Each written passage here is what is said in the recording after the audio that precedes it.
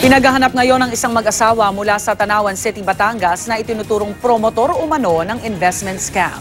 Ang kanilang mga biktima natangayan na aabot sa 200 milyong piso. Narito ang unang balita.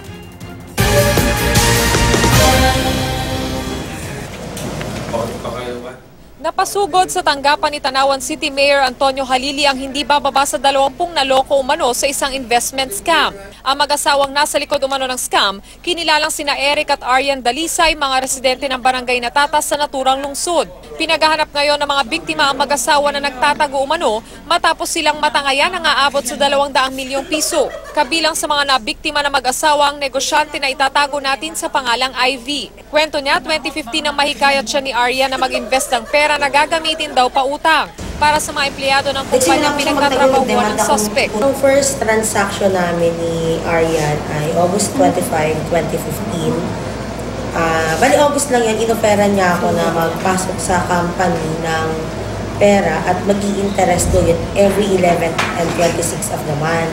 Pagdating ng January 2017, to make the story short, naglagay na ako, doon ako nag-start maglagay ng milyon. Pero pagdating nitong Enero, nagsimula na raw ma-delay ang mga bayad sa kanya na mag-asawa. Magpo-pull out na ako, binigyan ko siya ng 2 months para makapag-pull out ako ng pera pa utik-utik.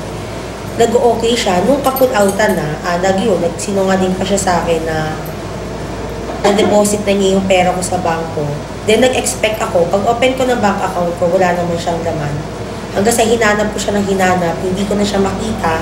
Ganito rin ang kwento na negosyante itatago natin sa pangalang Denise na nabiktima rin na mag-asawa. Ngunit imbis na pera ay pawang mga cellphone na pinapahulugan umano na mag-asawa sa mga customer nila ang siyang kinuha kay Denise. The last purchase na nangyari sa amin is yung April 2017, yung 150 units of cellphone worth 1.2 million.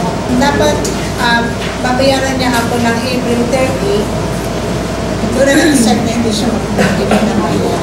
And then, napag-alaman ko yung cellphone na yun, ay binigay niya doon sa isang nakuhanan din niya ng pera, na ibinigay niya na 1M. So,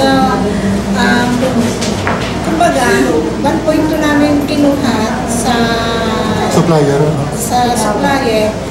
binigay na lang niya ng lugi. Yung pala, intentional siya na hindi talaga magbayad.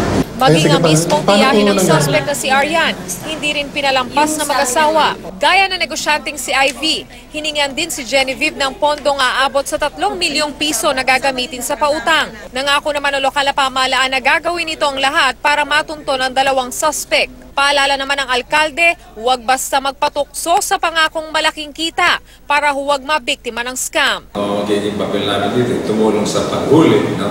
At sana wala nang mabiktima iba pa. Huwag patutukso doon sa napakagandang kita. Anything that is too good to be true ay pagsuspechahan nyo. Pinuntahan ng GMA News ang bahay ng mag-asawang Dalisay. Pero ayon sa kaanak nilang naroon, matagal nang hindi umuuwi ang mag-asawa.